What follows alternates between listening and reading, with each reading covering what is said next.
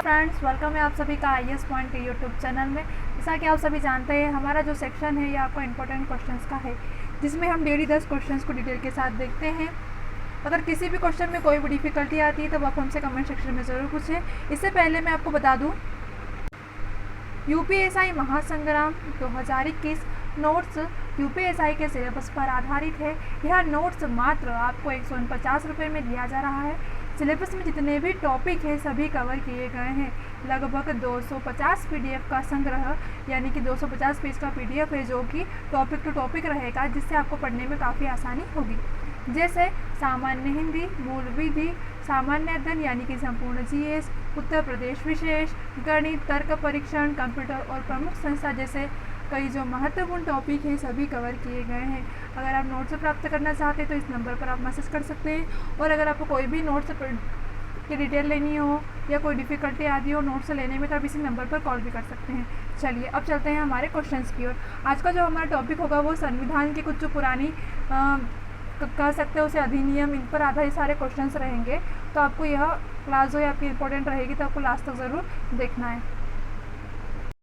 Question number पहला है, भारत का संविधान लागू होने तक स्वतंत्रता के पश्चात इसका शासन किसके अंतर्गत चलाया गया था? ऑप्शन है आपके पास भारतीय नेताओं के परामर्श से बने कानून द्वारा, इंग्लैंड के संविधान के अनुसार, 1935 के भारत सरकार अधिनियम के अनुसार, या फिर उपरोक्त में से कोई नहीं। क्या कहा है कि जब भारत में संविधान लागू होने तक स्वतंत्रता के पश्चात, मतलब पहले, इसका शासन किसके अंतर्गत चलाया जा रहा था? तो आपका सही जवाब है ऑप्शन नंबर सी, यानी कि 1935 के भारत सरकार अधिनियम के द्वारा ही स्वतंत्रता के पश्चात शासन चलाया जा रहा था। किसका? भारत के संविधान का। आइए देखते हैं। जब विदेशी संसद द्वारा बनाया गया कानून को देश में लागू किया जाता है तो उसे अधिराज था, ठीक है, उसे ही अधिराज था। औपनिवेशिक राज्य कहते हैं। क्या कहते हैं? औपनिवेशिक राज्य कहते हैं। जब क्या होता है, जब विदेशी संसद द्वारा बनाया गया कानून को देश में लागू, मतलब किसी दूसरे देश का कानून हमारे यहाँ पे लागू किया जाता है, उसे 15 अगस्त 1947 से 26 जनवरी 1950 तक भारत अधिराष्ट्र रहा। अब देखो, आपसे एक क्वेश्चन भी यह हो सकता है कि भारत अधिराज कब तक रहा? तो आपको याद रखना है कि 15 अगस्त 1947 से 26 जनवरी 1950 तक भारत अधिराज रहा। इस समय भारत सरकार अधिनियम 1935 के आधार पर भारत का शासन चलता रहा था। अगले क्वेश्चन की ओर चलते हैं।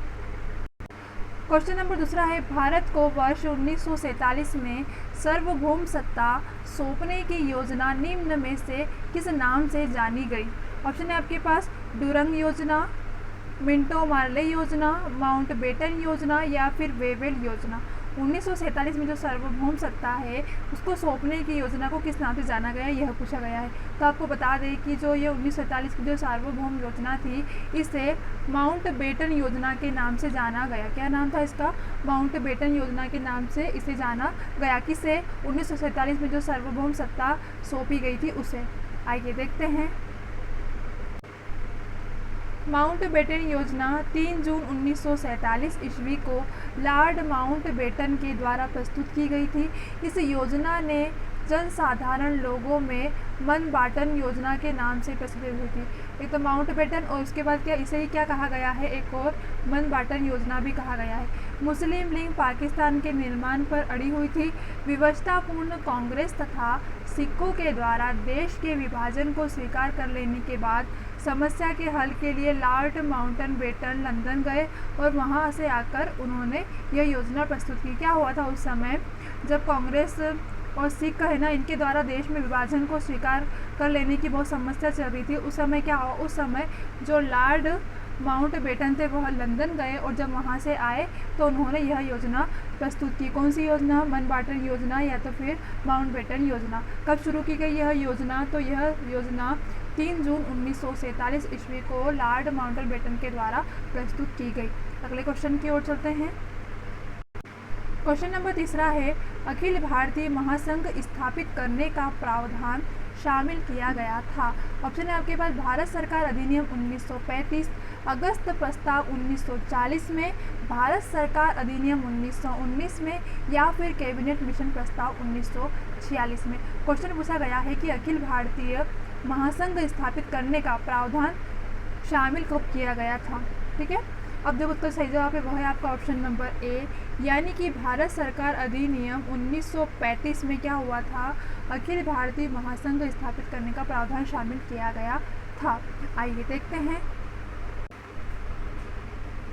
ब्रिटिश शासनकाल के दौरान 1935 का भारत शासन अधिनियम पारित किया गया, जिसमें केंद्र और राज्य के बीच शक्तियों का बंटवारा किया गया था तथा राज्य में द्वैध शासन समाप्त कर केंद्र में द्वैध शासन को लागू किया गया था। राज्य में जो द्वैध शासन था उसे समाप्त कर उसे केंद्र के द्वैध शासन में लागू किया गया।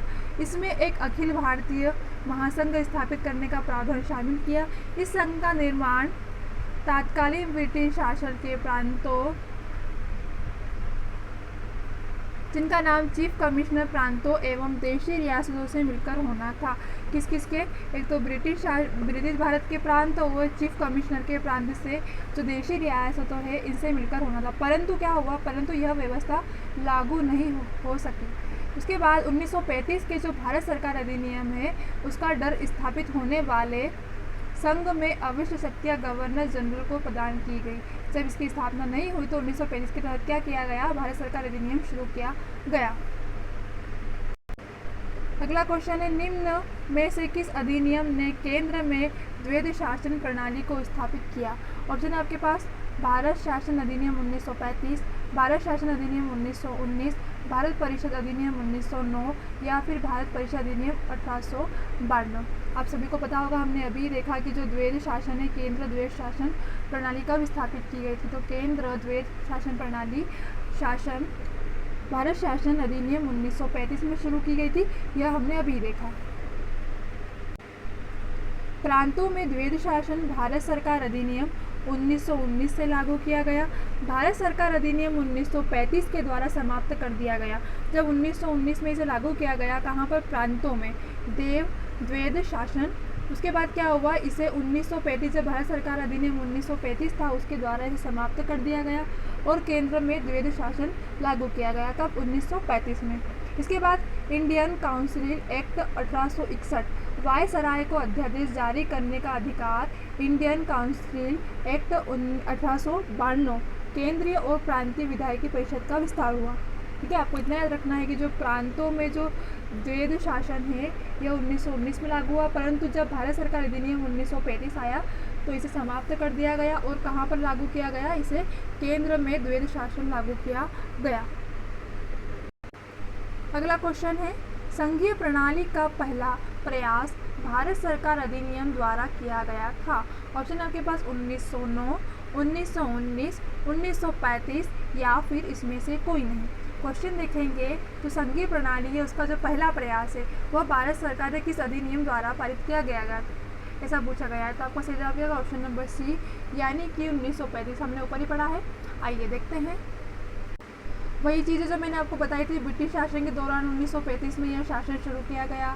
इसमें क्या हुआ, द्वैध शासन को समाप्त कर दिया गया और केंद्र सरकार में कहाँ इसे लागू किया गया था, वही चीज़ में थे। अगले क्वेश्चन की ओर चलते हैं।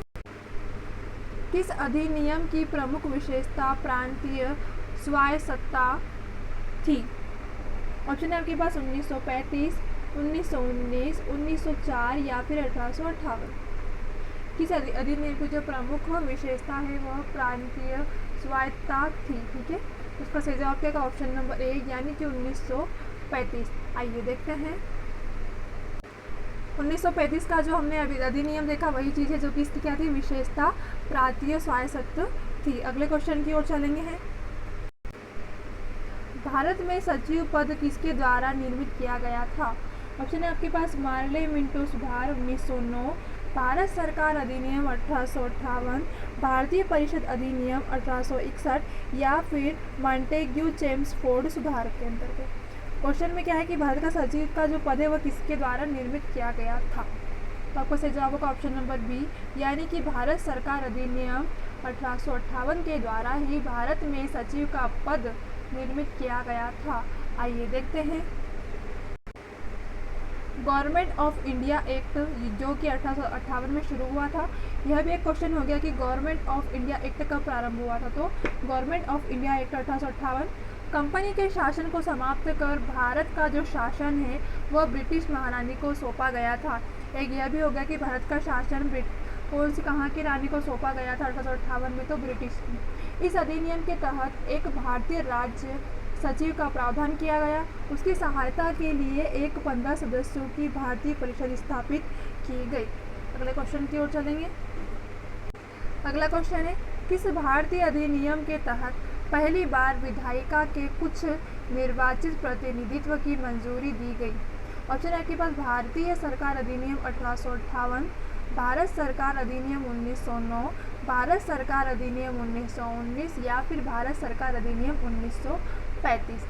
क्वेश्चन में पूछा गया है कि किस भारतीय अधिनियम के तहत पहली बार विधायिका में कुछ निर्वाचित प्रतिनिधित्व को मंजूरी दी गई थी। तो जब पहली बार विधायिका में कुछ निर्वाचित प्रतिनिधियों को मंजूरी दी गई थी वह भारत सरकार अधिनियम 1909 में दी गई थी। तो आपका सही जवाब होगा ऑप्शन नंबर बी, भारत सरकार अधिनियम 1909। आइए देखते हैं। 1909 के एक्ट में पहली बार गवर्नर जनरल की कार्यकारिणी परिषद में एक भारतीय को नियुक्त किया जाएगा, ऐसा कहा गया था। नियुक्त होने वाले जो प्रथम भारतीय थे वह कौन थे? लॉर्ड सिन्हा।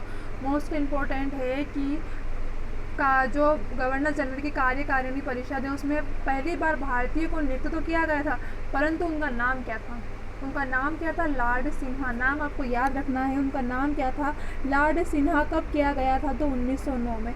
यह दो चीज़ आपको याद रखनी है कि पहली बार गवर्नर जनरल कार्यकारिणी जो परिषद हुआ था उसमें भारतीय को नियुक्त कब किया गया था? एक तो 1909 में, और वो जो नियुक्त किया गया था उनका नाम क्या था? तो जो भारतीय थे उनका नाम था लॉर्ड सिन्हा। ठीक है, अगले क्वेश्चन की ओर चलेंगे। भारत सरकार अधिनियम 1935 के द्वारा स्थापित संघ में अविशिष्ट शक्तियाँ किसे दी गई थी? ऑप्शन है आपके पास संघीय विधानमंडल को, गवर्नर जनरल को, प्रांतीय विधानमंडल को या फिर प्रांतीय राज्यपालों को। क्वेश्चन देखेंगे, भारत शासन अधिनियम 1935 इसके द्वारा क्या हुआ था? इसके द्वारा जो संघ में अविशिष्ट शक्तियाँ हैं यह किसे दी गई थी? तो आपको सही जवाब वो है आपका ऑप्शन नंबर बी। हमने ऊपर देखा गवर्नर जनरल को दी गई थी। अगले क्वेश्चन की ओर चलेंगे। चलिए अगला क्वेश्चन है, इसका आंसर आपको कमेंट सेक्शन में बताना है। क्वेश्चन क्या है? B.R. अम्बेडकर और महात्मा गांधी के मध्य सन 1932 में हस्ताक्षरित पूना समझौते में प्रावधान था। ठीक है, पूना समझौता का प्रावधान पूछा गया है, क्या था? किस किस के बीच? B.R. अम्बेडकर और महात्मा गांधी के मध्य। कब? 1932। ऑप्शन है आपके पास भारत के लिए डोमिनियन स्थापित बनाए जाने का, मुस्लिमों के लिए पृथक निर्वाचन क्षेत्र का, निम्न वर्गों के लिए पृथक निर्वाचन क्षेत्र का या फिर निम्न वर्गों के लिए आरक्षण सहित संयुक्त निर्वाचन का। यह क्वेश्चन मैंने कुछ दिन पहले पढ़ाया था आपको, या तो फिर 1-2 दिन पहले ही पढ़ाया था, इसमें मैंने आपको इसमें डिटेल के साथ ज़रूर इसकी पूरी डिटेल बताई थी मैंने। ठीक है, इसका आंसर आपको कमेंट सेक्शन में बताना है और डिटेल में जितना कुछ जानते हैं वह भी आपको कमेंट सेक्शन में ज़रूर बताना है। चलिए हम मिलते हैं हमारी अगली क्लास में, तब तक के लिए आप सभी को बेस्ट ऑफ लक। अगर किसी भी क्वेश्चन में कोई भी डिफ़िकल्टी आई हो तो आप हमसे ज़रूर कमेंट सेक्शन में पूछें।